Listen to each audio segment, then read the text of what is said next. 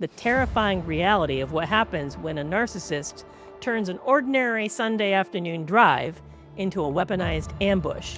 Because when you're trapped in a moving car with an abusive person, you aren't just a passenger, you can become their hostage. You're not losing control. They're using a tactic to show that they're in control and that they expect you to become compliant. They know in these moments that you have nowhere else to go.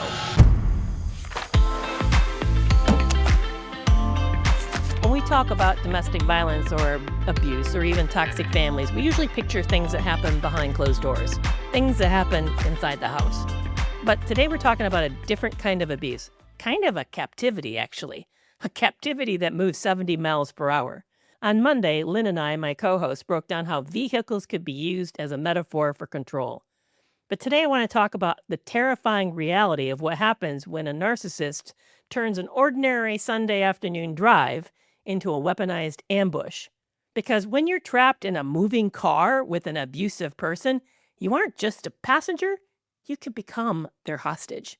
A YouTube watcher left a comment that I thought was a sobering, scary example of the physical tolls that being in a car with an abusive person could have on us. She writes, "I'm deaf in my left ear because of road rage, with him screaming in my ear with my soon-to-be ex. He never would let anybody else drive except for him. In fact, family members got to experience the abuse firsthand."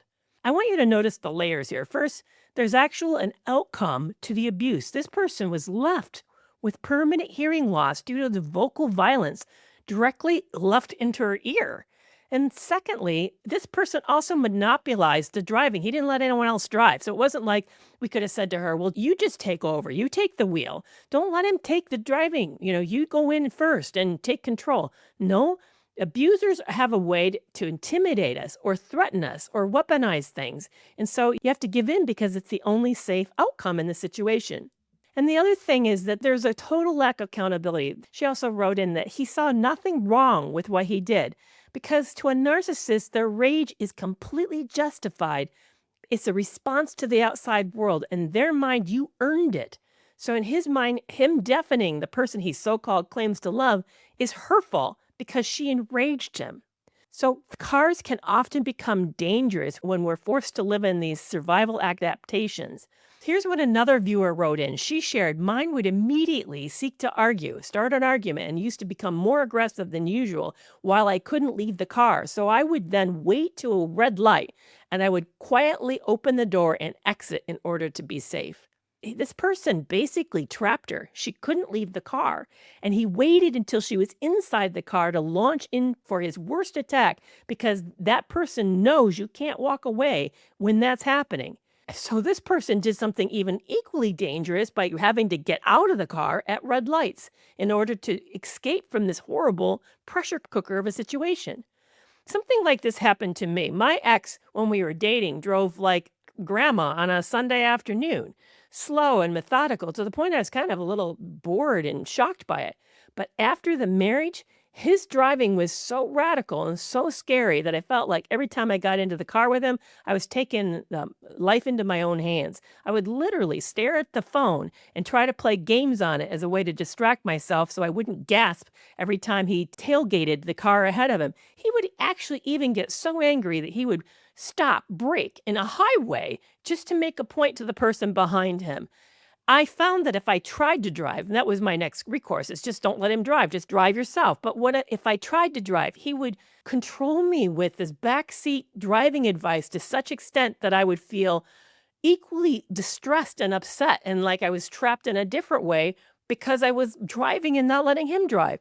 It was like a no-win situation. I couldn't get out of it by letting him be the driver, and I couldn't save myself by becoming the driver. There was another comment that came in on this same situation as this person wanted to know, why do so many of us stay in these cars for years before we finally have the open door and get out? Because, the truth of the situation is a lot of us, this was kind of normalized in childhood. And we don't think of the vehicle as a weapon to be used for emotional abuse. We just get so used to the pattern. So when you've been in a home where the parent has used their driver's seat as a throne of terror, your nervous system kind of just learns to survive the baseline of high-speed anxiety. You learn that it's just kind of normal and you brace for what's going to happen. But we also get into these relationships because we get trained to do this. This person justifies it, or they make it so impossible there's no other solution, like with what happened to myself. Somebody else wrote in and shared that hers would use it like a personal conspiracy to shift blame onto them. She writes in, she says, he would intentionally drive erratically to scare me and then rage out if there's a detour, like somehow it was my fault. So in these situations, people who are abusive, anything becomes a trigger. Something goes wrong, you're not on time, the traffic slows, there's a detour, the driver ahead of you is driving irresponsibly, or maybe at least not the way your abusive partner likes, and then suddenly they erupt. It's as if you can't do it right. This person's going to find something wrong. They look for a system to be rigged. They expect and search for evidence of things as if it's a personal insult. And then you, who's a passenger in the car, becomes an emotional punching bag that's expected to absorb the impact of their rage. Another terrible situation that happened to me was I was having an asthma attack due to exposure to dust or mold. And I was in the car and I said to him, we need to get to a pharmacy. I don't happen to have my rescue inhaler on him. And at that moment, he pulled over, stopped traffic behind us as we were trying to exit a mall parking garage. So he stopped the traffic and the people behind us started honking, wanting to get around us. And then one of them got angry and came over and started screaming at us. And my ex, instead of getting concerned and just start putting the car in motion and leaving and going find the pharmacy, he actually stopped and chased them and threatened them. And ignoring me, who's having an asthma attack in the car. What am I supposed to do? I'm in trouble. I need help. And he's chasing somebody down while he's becoming an obstacle himself. So if you've ever been one of these experiences where your car has become a weaponized space, here's some critical truths to help anchor you in making it more understandable. Their bad temper was never your fault, nor was it about the bad temper. We don't need to see these people as just losing control. They're not losing control. They're using a tactic to show that they're in control and that they expect you to become compliant. They know in these moments that you have nowhere else to go. It's not about the bad temper. It's not about them losing control. They're doing this intentionally. And here's the other thing. You remember these moments. The reason you get tense with other drivers afterwards is because your body remembers these bad experiences. So if you find yourself gripping the steering wheel or clenching your jaw or feeling a wave of panic when you're driving, recognize that as a somatic armoring up, your body reacting to the ghost of the past weaponized abusive experience. And really think about reclaiming your autonomy on the road.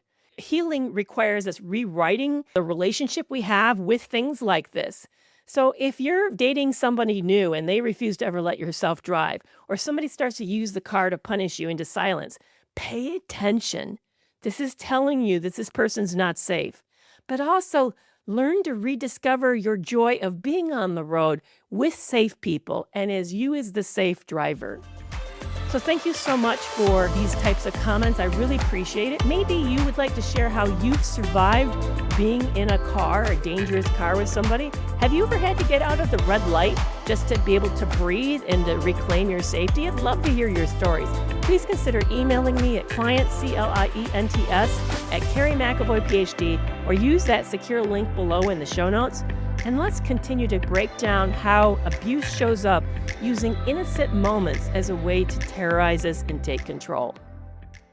It's 2 a.m. again, and you're replaying that whole conversation over, and you're wondering to yourself, was it really that bad, or maybe I'm just being dramatic? So you start to draft that I'm sorry text again, because the guilt that you're feeling or the confusion you're experiencing is just unbearable. And you know this loop because you've been there before, but I want you to know that you're not alone. I'm Dr. Kerry McAvoy. I'm a retired psychologist, and for 25 years, I've been helping people untangle exactly what toxic relationships do to your mind, how they create the confusion, the self-doubt, and that trauma bond that keeps pulling you back in. Here's the truth. Recovery isn't about getting more information. It's about having the right support in the exact moment you need it. That's why I've created Reclaim You. It's a private, always available coaching app built from my work and my content, organized into an extensive library that you can actually use when you're triggered. Inside it, you'll get 5-minute lessons when your brain can't handle a deep dive, check-ins that meet you exactly where you are, whether you're feeling strong, shattered, or numb, boundary scripts that help you say no without over-explaining, grounding tools that work fast when you're activated, and progress tracking so you can see proof you're healing even on days when it feels like you're not. There's no appointments, no waiting, no judgment, just practical support right when you need it. Reclaim You, real help in real time, right in your pocket. And it's a coaching support, not therapy or emergency care. Learn more at studio.com/Dr. Kerry. So start your healing today and reclaim you.